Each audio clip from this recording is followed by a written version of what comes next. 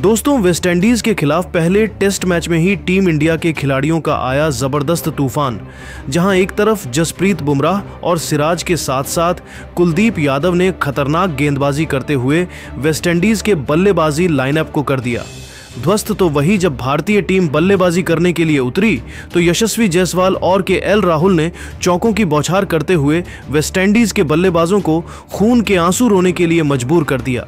जी हां दोस्तों, इस वीडियो में हम आपको भारत और वेस्टइंडीज के बीच में खेले गए पहले टेस्ट मैच के पहले दिन की रोमांचक हाइलाइट्स को दिखाएंगे।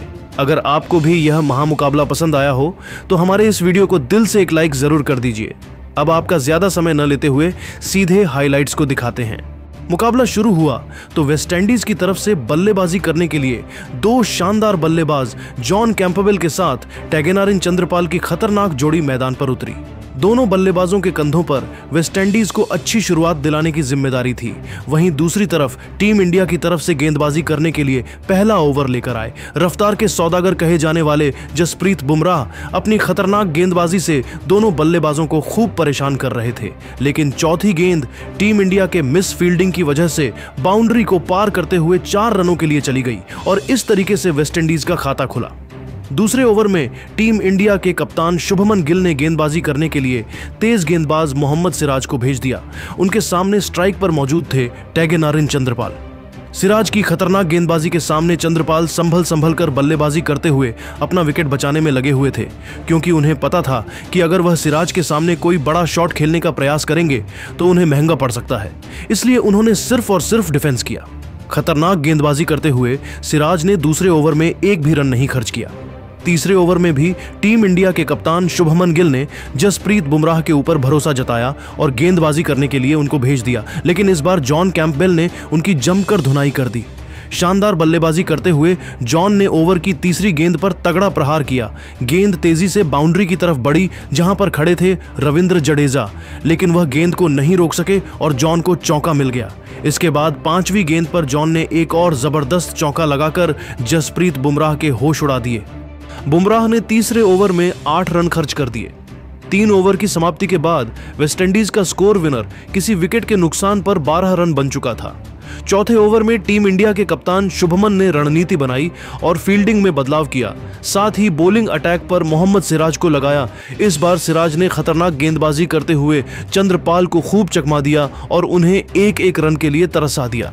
तभी तूफानी गेंदबाजी करते हुए सिराज ने ओवर की 5वीं गेंद पर चंद्रपाल को अपना शिकार बनाया और उन्हें ध्रुव जुरैल के हाथों कैच पकड़वाकर उन्हें पवेलियन का रास्ता दिखा दिया। इस तरीके से वेस्टइंडीज को तगड़ा झटका चौथे ही यह ओवर में लग गया और चंद्रपाल बिना खाता खोले ही निराश मन से वापस लौट गए। 4 ओवर के समाप्ति के बाद वेस्टइंडीज का स्कोर एक विकेट के नुकसान पर 12 रन था। टैगेनारिन चंद्रपाल का विकेट गिरने के बाद अब जॉन कैंपबेल का साथ देने के लिए मैदान पर उतरे एलिक अथांजे। वही टीम इंडिया की तरफ से 5वें ओवर में गेंदबाजी करने के लिए आए बुमराह ने शानदार गेंदबाजी का नजारा पेश करते हुए एक भी रन नहीं बनने दिया, यानी कि यह ओवर मेडन रहा। अगले ओवर में टीम इंडिया की तरफ से गेंदबाजी करने के लिए आए मोहम्मद सिराज और ओवर की दूसरी गेंद भारतीय टीम के मिस फील्डिंग की वजह से 4 रनों के लिए चली गई और वेस्टइंडीज को 4 एक्स्ट्रा रन मिल गए। इसके बाद 5वीं गेंद पर एलिक अथांजे ने तगड़ा चौका लगाकर वेस्टइंडीज के स्कोर को तेजी से आगे बढ़ने का प्रयास किया। 6 ओवर की समाप्ति के बाद वेस्टइंडीज का स्कोर एक विकेट के नुकसान पर बेशर्म था। लेकिन दोस्तों, अगले ही ओवर में जसप्रीत बुमराह ने खतरनाक गेंदबाजी करते हुए जॉन कैंपबेल को अपने जाल में फंसाया और गेंद जॉन के बल्ले से लगाकर सीधा विकेट कीपर ध्रुव जुरैल के हाथों में चली गई। इस तरीके से वेस्टइंडीज का दूसरा विकेट गिर गया। अब वेस्टइंडीज की पारी को एलिक अथांजे और ब्रैंडन किंग मिलकर संभाल रहे थे। मैदान पर उतरते ही ब्रैंडन किंग ने अगले ही ओवर में लगातार 2 जबरदस्त चौके लगाकर वेस्टइंडीज के स्कोर को रॉकेट की रफ्तार से आगे बढ़ाया। 9वें ओवर में टीम इंडिया की तरफ से गेंदबाजी करने के लिए आए जसप्रीत बुमराह, जहां पर एलिक अथांजे ने भी एक चौका जड़ दिया। ब्रैंडन किंग तेजी से रन बटोरते हुए वेस्टइंडीज के स्कोर को आगे बढ़ा रहे थे। लेकिन दोस्तों, 10वें ओवर में टीम इंडिया के कप्तान शुभमन गिल ने गेंदबाजी करने के लिए मोहम्मद सिराज को भेज दिया। हालांकि ओवर की 5वीं गेंद पर ब्रैंडन किंग ने चौका लगा दिया। लेकिन इसके बावजूद सिराज ने हिम्मत नहीं हारा और इस चौके का बदला लेते हुए ओवर के अंतिम गेंद पर ब्रैंडन किंग को क्लीन बोल्ड करके उन्हें पवेलियन का रास्ता दिखा दिया। इस तरीके से ब्रैंडन किंग के रूप में वेस्टइंडीज को तीसरा बड़ा झटका लग गया। ब्रैंडन किंग का विकेट गिरने के बाद अब एली कथांजे का साथ देने के लिए मैदान पर उतरे खुद कप्तान रोस्टन चेज। लेकिन दोस्तों, इसके बाद भी भारतीय गेंदबाजों खासकर मोहम्मद सिराज का तूफान जारी रहा और उन्होंने खतरनाक गेंदबाजी करते हुए 12वें ओवर में एली कथांजे को अपने जाल में फंसाया। एली कथांजे ने बड़ा शॉट खेलने का प्रयास किया और गेंद सीधा केएल राहुल के हाथों में चली गई। इस तरीके से सिराज ने अपने इस पारी का तीसरा विकेट झटक लिया और वेस्ट इंडीज को चौथा झटका दे दिया। अब वेस्ट इंडीज का स्कोर, वेस्ट इंडीज के 4 बड़े बल्लेबाजों के पेवेलियन लॉट के बाद अब परी को संभाल रहे थे साई होप और रोस्टन चेज मिलकर दोनों बल्लेबाजों के कंधों पर अपनी टीम की पूरी जिम्मेदारी आ चुकी थी। 13वें ओवर में टीम इंडिया के गेंदबाजी में बदलाव देखने को मिला और शुभमन गिल ने गेंदबाजी करने के लिए नीतीश कुमार रेड्डी को बुला लिया, जिनका स्वागत रोस्टन चेज ने तीसरी गेंद पर चौका लगाकर किया। फिर उन्होंने सिंगल लेकर स्ट्राइक साई होप को दे दिया। स्ट्राइक पर आते ही साई ने भी शानदार चौका लगाकर वेस्टइंडीज के स्कोर को 50 रनों के पार पहुंचा दिया। 16वें ओवर में टीम इंडिया की गेंदबाजी में एक बार फिर से बदलाव किया गया और इस बार शुभमन गिल ने बॉलिंग करने के लिए स्पिनर रविंद्र जडेजा को भेज दिया, जिनका स्वागत रोस्टन चेज ने ओवर की तीसरी गेंद पर चौका लगाकर किया। अगले ओवर में वेस्टइंडीज के दोनों बल्लेबाजों ने 6 रन जोड़ डाले, जिसमें साई होप ने लेग साइड की दिशा में एक तगड़ा चौका लगाया था। 18वें ओवर में टीम इंडिया की तरफ से रविंद्र जडेजा ने गेंदबाजी किया, जहां पर वेस्टइंडीज के दोनों बल्लेबाजों ने सिंगल डबल की सहायता से ही काम चलाया और 4 रन जोड़कर अपनी टीम के स्कोर को 65 रनों तक पहुंचा दिया। दोस्तों, यहां से साई होप और रोस्टन चेज दोनों बल्लेबाज पूरी तरीके से मैदान पर सेट होते हुए दिखाई दे रहे थे और दोनों बल्लेबाजों के बीच में एक साझेदारी भी पनप रही थी। इसके बाद अगले कुछ ओवरों के बीच में भी दोनों बल्लेबाजों ने समझदारी के साथ बल्लेबाजी करते हुए तेजी से रन बटोरे और अपनी टीम के स्कोर को 81 रनों तक पहुंचा दिया। 22वें ओवर में टीम इंडिया के कप्तान शुभमन गिल ने स्पिन के जादूगर कुलदीप यादव के हाथों में गेंद को थमा दिया। कुलदीप अपनी तूफानी गेंदबाजी से रोस्टन चेज को खूब चकमा दे रहे थे, लेकिन ओवर के अंतिम गेंद पर रोस्टन चेज ने चौका लगा दिया। अगले ओवर में रविंद्र जडेजा गेंदबाजी करने के लिए यहां पर वेस्टइंडीज के दोनों बल्लेबाजों ने 2 रन जोड़े। 24वें ओवर में भारतीय कप्तान शुभमन ने रणनीति बनाई और फील्डिंग में बदलाव किया। साथ ही बॉलिंग अटैक पर कुलदीप यादव को लगा दिया। कुलदीप ने इस बार आते ही ओवर की दूसरी गेंद पर साई होप को क्लीन बोल्ड करके उन्हें पवेलियन का रास्ता दिखा दिया। इस तरीके से वेस्टइंडीज का 5वां विकेट गिर गया। अब वेस्टइंडीज का स्कोर 5 विकेट के नुकसान पर 89 रन था।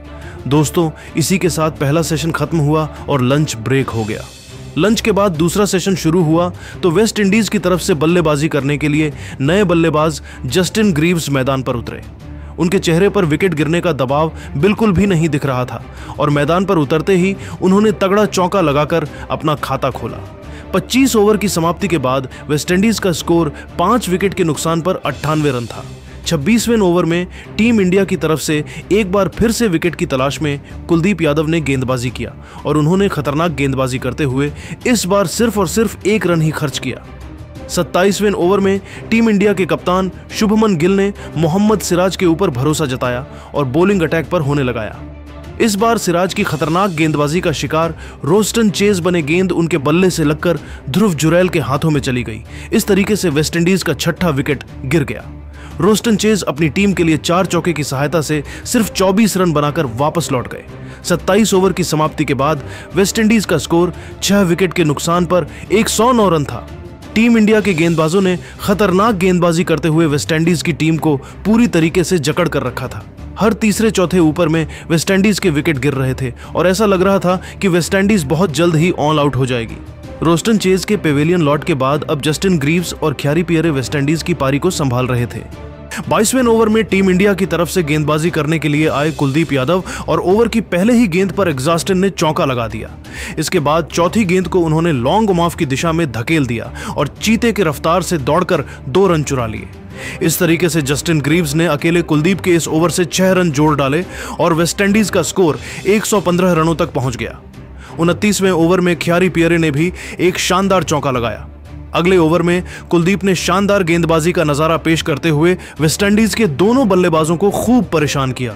दोस्तों, टीम इंडिया के खतरनाक के गेंदबाजी के सामने वेस्टइंडीज के बल्लेबाजों के लिए एक एक रन बनाना काफी मुश्किल हो रहा था। जहां एक तरफ से जसप्रीत बुमराह और सिराज की तेज गेंदबाजी वेस्ट इंडीज के बल्लेबाजों को परेशान कर रही थी, तो वहीं दूसरी तरफ कुलदीप यादव अपने स्पिन से कहर बरपा रहे थे।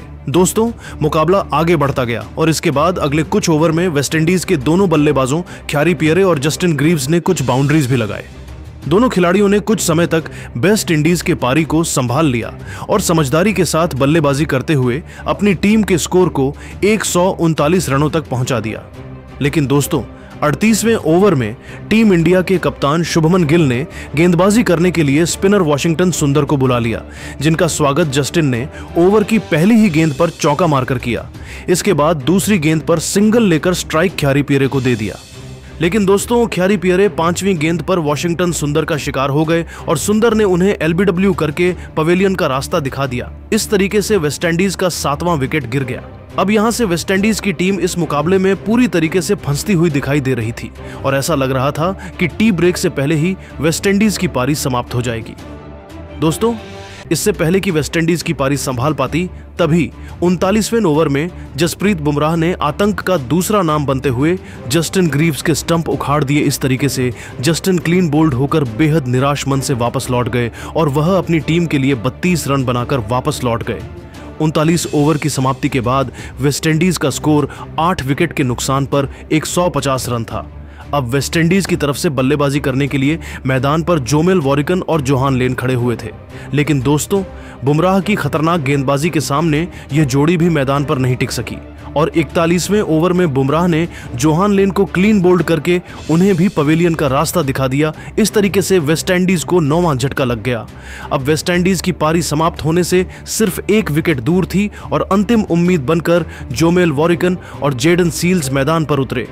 41 ओवर की समाप्ति के बाद वेस्टइंडीज का स्कोर 9 विकेट के नुकसान पर 155 रन था। दोस्तों, भारत के गेंदबाजी की बात करें तो अब तक बुमराह ने खतरनाक गेंदबाजी करते हुए 3 विकेट ले लिया था, जबकि मोहम्मद सिराज ने तूफान ने गेंदबाजी करते हुए 4 विकेट झटके थे और उनके पास 5 विकेट पूरा करने का मौका था। दोस्तों, टीम इंडिया के कप्तान शुभमन गिल ने अगले 2-3 ओवर तक बॉलिंग अटैक पर लगातार मोहम्मद सिराज और जसप्रीत बुमराह को लगाया, लेकिन दोनों गेंदबाज विकेट नहीं निकल सके। इसीलिए 45वें ओवर में उन्होंने गेंदबाजी करने के लिए कुलदीप यादव को बुला लिया और कुलदीप ने आते ही ओवर की पहली ही गेंद पर जोमेल वॉरिकन को ध्रुव जुरैल के हाथों कैच पकड़वाकर उन्हें पवेलियन का रास्ता दिखा दिया। इस तरीके से वेस्टइंडीज की टीम अपनी पहली पारी में 162 रन बनाकर ऑल आउट हो गई। टीम इंडिया की तरफ से गेंदबाजी करते हुए सबसे ज्यादा 4 विकेट मोहम्मद सिराज ने झटके, जबकि बुमराह ने 3 विकेट अपने नाम किया, तो वहीं कुलदीप यादव ने 2 बड़े बल्लेबाजों को अपना शिकार बनाया और वॉशिंगटन सुंदर को भी 1 विकेट मिला। वेस्टइंडीज की बल्लेबाजी की बात करें तो सबसे ज्यादा 32 रन जस्टिन ग्रीव्स ने बनाए, वहीं साई होप ने 26 रनों की पारी खेली, जबकि रोस्टन चेज ने 24 रनों का योगदान दिया। वेस्टइंडीज की पारी समाप्त होने के बाद अब भारतीय टीम बल्लेबाजी करने के लिए उतरी तो टीम की तरफ से हर बार की तरह यशस्वी जायसवाल और केएल राहुल की खतरनाक जोड़ी मैदान पर उतरी।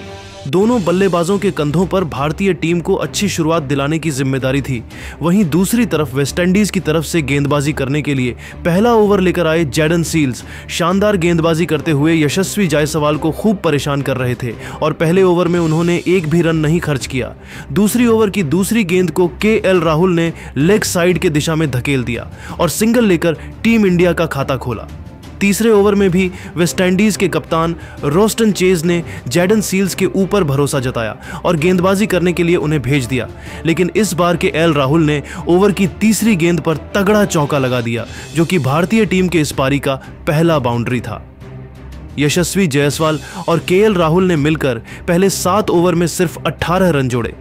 8वें ओवर में वेस्टइंडीज के कप्तान ने गेंदबाजी करने के लिए जोहान लेन को भेज दिया। जोहान ने शानदार गेंदबाजी करते हुए यहां पर यशस्वी जायसवाल और केएल राहुल को खूब चकमा दिया और उन्हें 1-1 रन के लिए तरसा दिया। अगले ओवर में वेस्टइंडीज की तरफ से गेंदबाजी करने के लिए आए जस्टिन ग्रीव्स और उन्होंने अपने इस ओवर में 1 भी रन नहीं खर्च किया, यानी कि यह ओवर मेडन रहा। 12 ओवर की समाप्ति के बाद टीम इंडिया का स्कोर बिना किसी विकेट के नुकसान पर 23 रन बन चुका था। लेकिन दोस्तों, तभी मैदान पर बारिश शुरू हो गई और थोड़ी देर तक मुकाबला रुक गया। लेकिन बारिश ज्यादा देर तक नहीं चला। और जैसे ही बारिश रुका तुरंत ही मुकाबला फिर से शुरू हो गया। बारिश के बाद यशस्वी जायसवाल ने अपने बल्लेबाजी करने का अंदाज बदला और मैदान पर कदम रखते ही खतरनाक चौका लगाकर टीम इंडिया के स्कोर को 28 रनों तक पहुंचा दिया। 15वें ओवर में वेस्टइंडीज के कप्तान रोस्टन चेज ने रणनीति बनाई और फील्डिंग में बदलाव किया। साथ ही विकेट की तलाश में गेंदबाजी करने के लिए जस्टिन ग्रीव्स को भेज दिया, लेकिन इस बार यशस्वी जायसवाल ने उनकी धज्जियां उड़ाकर रख दिया। तूफानी बल्लेबाजी करते हुए जायसवाल ने ओवर की पहली गेंद पर तगड़ा प्रहार किया। गेंद बाउंड्री को पार करते हुए 4 रनों के लिए चली गई। फिर अगली गेंद को भी उन्होंने चौके में तब्दील कर दिया। इसके बाद चौथी गेंद को उन्होंने लॉन्ग ऑन की दिशा में धकेल दिया और चीते की रफ्तार से दौड़कर 2 रन चुरा लिए। फिर ओवर की अंतिम गेंद पर एक और सनसनाता हुआ चौका लगाकर टीम इंडिया के स्कोर को रॉकेट की रफ्तार से आगे बढ़ाया। यशस्वी जायसवाल ने तबाही मचाते हुए अकेले इस ओवर से 14 रन ठोक डाले और टीम इंडिया के स्कोर को 46 रनों तक पहुंचा दिया। दोस्तों, यशस्वी जायसवाल और केएल राहुल दोनों बल्लेबाज पूरी तरीके से मैदान पर सेट हो चुके थे और तेजी से रन बटोरते हुए टीम इंडिया के स्कोर को आगे बढ़ा रहे थे, जबकि दूसरी तरफ वेस्टइंडीज की टीम को विकेट की तलाश थी। 16वें ओवर में वेस्टइंडीज के कप्तान रोस्टन चेज ने रणनीति बनाई और फील्डिंग में बदलाव किया। साथ ही बॉलिंग अटैक पर जोमेल वॉरिकन को लगाया, लेकिन यशस्वी जायसवाल ने ओवर की चौथी गेंद पर चौका लगाकर वेस्टइंडीज की सारी रणनीतियों पर पानी फेर दिया। 17वें ओवर में वेस्टइंडीज की तरफ से गेंदबाजी करने के लिए सील्स आए, लेकिन इस बार केएल राहुल ने उनकी तगड़ी कुटाई कर दिया।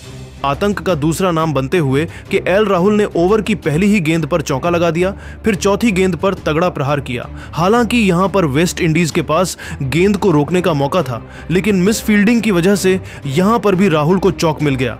इस तरीके से राहुल ने अकेले सील्स के इस ओवर से 8 रन जोड़ ली।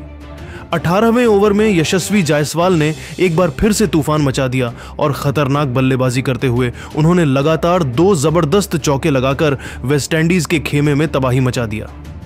18 ओवर की समाप्ति के बाद ही टीम इंडिया का स्कोर बिना किसी विकेट के नुकसान पर 68 रनों तक पहुंच गया था। जहां एक छोर से यशस्वी जायसवाल चौकों की बारिश करते हुए टीम इंडिया के स्कोर को तेजी से आगे बढ़ा रहे थे, तो वहीं दूसरी तरफ के केएल राहुल भी कंधे से कंधा मिलाकर उनका भरपूर साथ दे रहे थे। लेकिन दोस्तों, 19वें ओवर में जैडन सील्स ने खतरनाक गेंदबाजी करते हुए टीम इंडिया के सबसे कीमती बल्लेबाज यशस्वी जायसवाल को अपने जाल में फंसाया। गेंद जायसवाल के बल्ले से लेकर सीधा विकेटकीपर शाई होप के हाथों में चली गई। इस तरीके से जायसवाल की तूफानी पारी का अंत हुआ और वह 7 चौकों की सहायता से 36 रनों की जबरदस्त पारी खेलकर वापस लौट गए। उन्होंने अपने इस ताबड़तोड़ पारी के दम पर भारतीय टीम को अच्छी शुरुआत दिलाई और वेस्टइंडीज की टीम पर दबाव बनाया। जायसवाल का विकेट गिरने के बाद अब केएल राहुल का साथ देने के लिए मैदान पर उतरे साई सुदर्शन।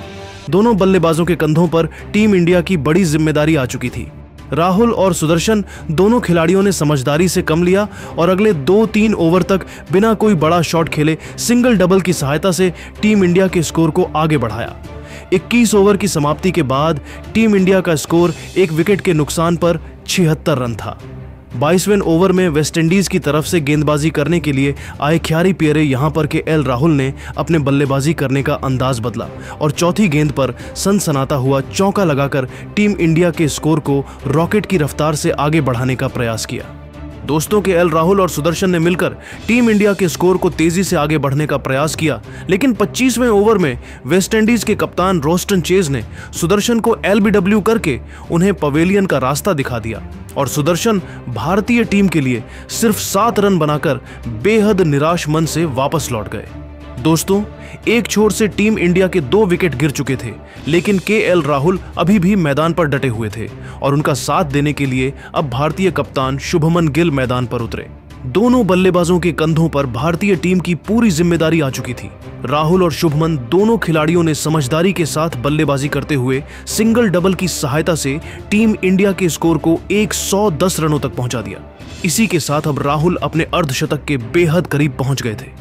33वें ओवर में वेस्टइंडीज की तरफ से गेंदबाजी करने के लिए विकेट की तलाश में एक बार फिर से कप्तान रोस्टन चेज आए और इस बार राहुल उन्हें ओवर की 5वीं गेंद पर सिंगल लेकर अपने टेस्ट करियर का 20वां अर्धशतक ठोक दिया। उन्होंने बल्ले को हवा में लहराकर इस मोमेंट का सेलिब्रेशन किया। मुकाबला आगे बढ़ता गया कि एल राहुल और शुभमन गिल दोनों बल्लेबाज मैदान पर डटे रहे। वेस्टइंडीज का कोई भी गेंदबाज इन दोनों खिलाड़ियों के बल्लेबाजी के सामने और विकेट नहीं निकाल पा रहा था। दोनों खिलाड़ी मजबूती के साथ मैदान पर अपना पैर जमाए हुए थे और वेस्टइंडीज के गेंदबाजों का डटकर मुकाबला कर रहे थे। दोस्तों, अब पहले दिन का खेल भी खत्म होने वाला था।